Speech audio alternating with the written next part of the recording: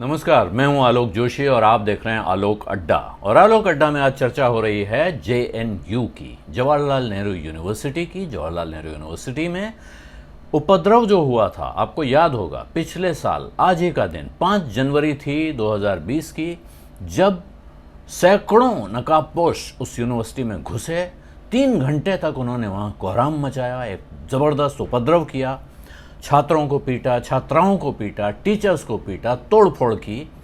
और पूरा 1 साल हो गया है, आज तक कोई गिरफ्तारी नहीं हुई है, कोई चार्जशीट दाखिल नहीं हुई है।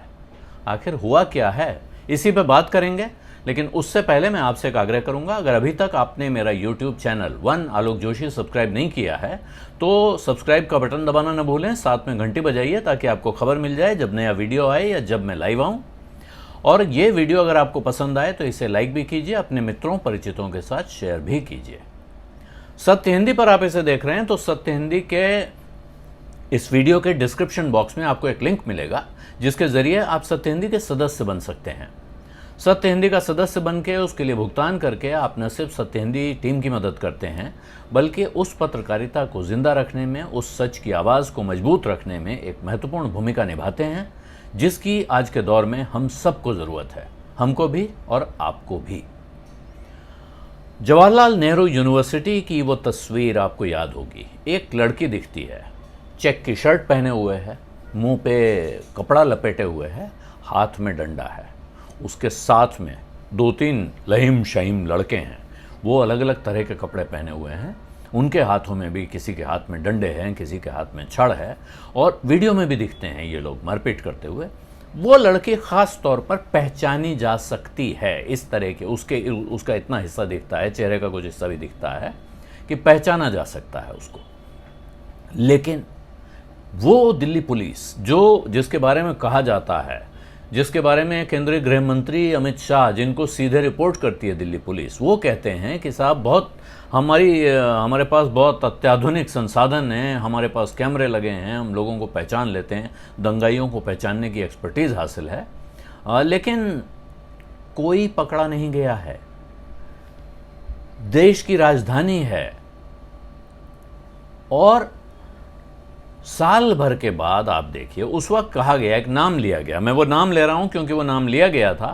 कोमल शर्मा नाम की एक लड़की है जिसका नाम लिया गया, और वो ABVP, अखिल भारतीय विद्यार्थी परिषद, जो भारतीय जनता पार्टी के पेरेंट राष्ट्रीय स्वयंसेवक संघ से जुड़ा हुआ विद्यार्थी संगठन है, अखिल भारतीय विद्यार्थी परिषद से जुड़ी हुई कोमल शर्मा पर यह आरोप है, ज़्यादातर लोगों का कहना है, बहुत सारे टेलीविज़न चैनलों ने या इंटरनेट चैनलों ने ये खोज के कहा कि यही लड़की है जिसकी ये तस्वीर है।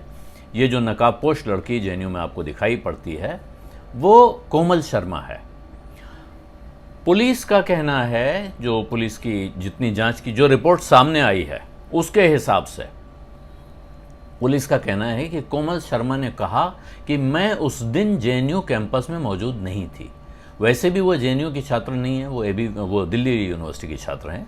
लेकिन आरोप लगाने वालों का कहना है कि कोमल शर्मा थी जो डंडा लेकर उस भीड़ में शामिल थी, या एक तरह से उस भीड़ को नेतृत्व कर रही थी, जिसने वहाँ तोड़फोड़ की। लेकिन दिल्ली पुलिस ने कोमल शर्मा की बात मान ली।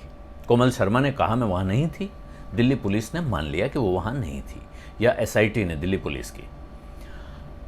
5 जनवरी की घटना है, 1 साल पहले की। और इसके बाद 9 जनवरी को दिल्ली पुलिस ने एक प्रेस कॉन्फ्रेंस भी की थी, 4 दिन बाद, और 9 संदिग्ध छात्रों के नाम बताए थे। कहा था ये 9 सस्पेक्ट्स हैं जिनकी जांच चल रही है।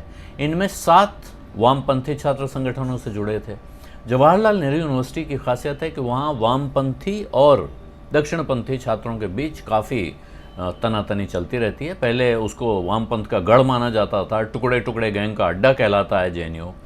और ख़ास तौर पे ये सरकार जब से आई है केंद्र में, तब से जेएनयू काफ़ी बदनाम यूनिवर्सिटी है। हालांकि उसके बाद से जो भी रैंकिंग आ रही है इस देश में, इसी सरकार की तरफ से, जो उच्च शिक्षा के संस्थानों की, उनमें जवाहरलाल नेहरू यूनिवर्सिटी और जामिया मिलिया इस्लामिया, जो दिल्ली की दूसरी बड़ी यूनिवर्सिटी है, ये दोनों रैंकिंग में ऊपर टॉप पर आ रहे हैं। अब इसके पीछे क्या वजह है और क्यों ऐसा हो रहा है, ये समझना मुश्किल है। लेकिन इस मामले में ख़ास तौर पे जो इतना जिसने पूरे देश को हिला दिया था, चारों तरफ इस बात को लेकर हंगामा मचा था, उस पर दिल्ली पुलिस ने कुछ नहीं किया है। 36 लोग घायल थे ऑन रिकॉर्ड, 36 लोग जिनमें टीचर्स भी शामिल हैं और छात्र छात्राएं भी शामिल हैं।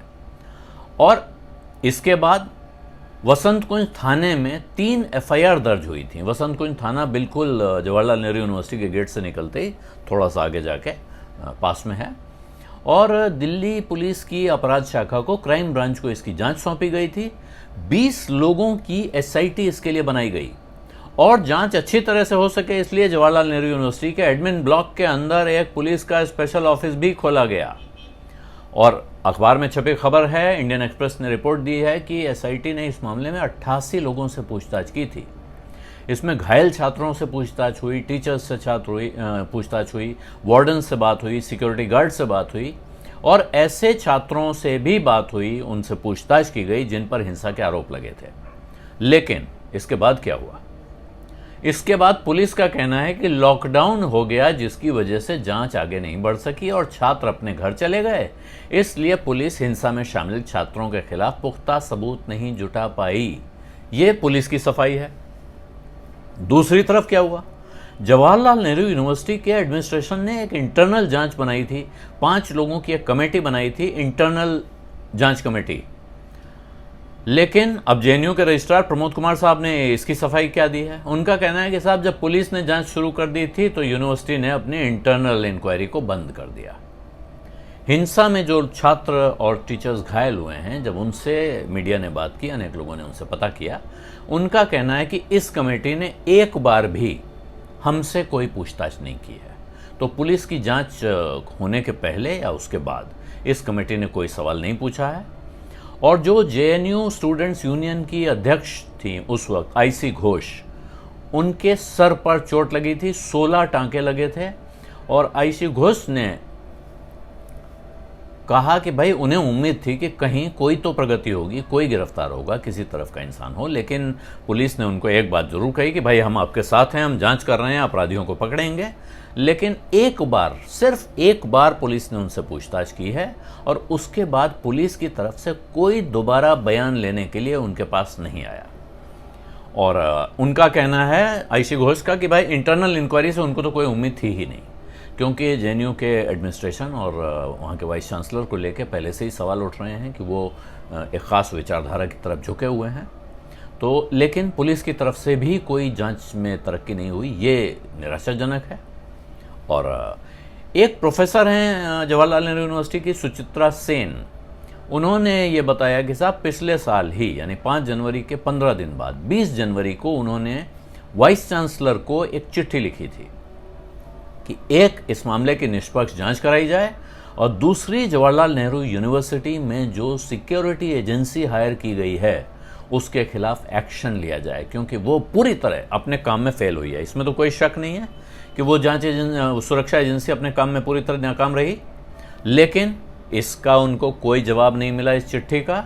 और उनका भी कहना है कि पुलिस ने सिर्फ एक बार उनसे बात की है इस पूरे 1 साल में, इसके अलावा कुछ नहीं हुआ है।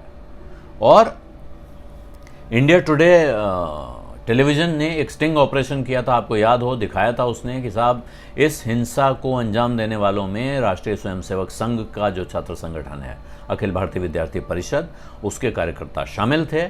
उसमें स्टिंग ऑपरेशन में जेएनयू में एक बीए के फर्स्ट ईयर के छात्र हैं, बीए फ्रेंच पढ़ते हैं, अक्षत अवस्थी ने चैनल के अंडरकवर रिपोर्टर से कहा था कि उन्होंने इस हमला करने वाली भीड़ का नेतृत्व किया, वो लीड कर रहे थे। अक्षत अवस्थी ने यह दावा भी किया कि वो एबीवीपी से जुड़ा है। और वहाँ जो नारे लगे थे, ये भी याद करिए, वहाँ जो नारे लगाए गए थे, देश के गद्दारों को गोली मारो सालों को, नक्सलवाद मुर्दाबाद, और न माओवाद न नक्सलवाद, सबसे ऊपर राष्ट्रवाद, ये नारे लगा रही थी वो भीड़ जिसने जवाहरलाल नेहरू यूनिवर्सिटी में हमला किया था। और उस दिन की खबरें अब आपको याद शायद ना हो, मैंने पहली बार उस दिन अपने चैनल पे लाइव किया था। उस दिन दोपहर 2:30 बजे के बाद से पुलिस को 23 बार फ़ोन किए गए थे, 23 बार पुलिस कंट्रोल रूम को कॉल किया गया। लेकिन पुलिस कब कैंपस में घुसी? पुलिस बाहर खड़ी थी, इसकी तस्वीरें हमने देखी। पुलिस कैंपस में तब घुसी जब रजिस्ट्रार ने उसको ऑफिशियली कहा कि अब आप अंदर आइए। रजिस्ट्रार साहब ने इतनी देर क्यों लगाई? पुलिस कैंपस के बाहर क्यों खड़ी रही? वही पुलिस जो उसके कुछ ही दिन पहले यानी दिसंबर के महीने में जामिया मिलिया इस्लामिया के कैंपस में घुसकर, उसकी लाइब्रेरी में घुसकर तोड़फोड़ कर चुकी थी, छात्रों की पिटाई कर चुकी थी। ये सारे सवाल उस वक्त भी जोर शोर से उठाए गए थे। आज 1 साल बाद भी ये सवाल जस के तस खड़े हैं। वो नकाबपोश लड़की कोमल शर्मा थी या नहीं, इस सवाल का जवाब नहीं है। और देश की सबसे ज़बरदस्त पुलिस माने जाने वाली फोर्स दिल्ली पुलिस बिल्कुल खामोश है और कोई सवाल नहीं पूछ रहा है कि आखिर जेएनयू में हुआ क्या। जेएनयू में टुकड़े टुकड़े गैंग ने गड़बड़ की थी तो वो गैंग कहाँ गया, और अगर उसने नहीं की थी तो ये खौफनाक हरकत किसकी थी, ये जो उपद्रव हुआ था यूनिवर्सिटी में वो किसने किया था? इस सवाल का जवाब क्या अब कभी नहीं मिलेगा? ये सवाल आज 1 साल बाद फिर नए सिरे से खड़ा है। इसी के साथ मैं आपसे इजाज़त चाहता हूं, लेकिन अगर अभी तक आपने मेरा YouTube चैनल वन आलोक जोशी सब्सक्राइब नहीं किया है तो सब्सक्राइब का बटन दबाना और घंटी बजाना न भूलें। मेरी बात समझ में आ रही हो, अच्छी लग रही हो तो इस वीडियो को अपने दोस्तों के साथ शेयर करें और इसे लाइक भी करें। धन्यवाद, नमस्कार।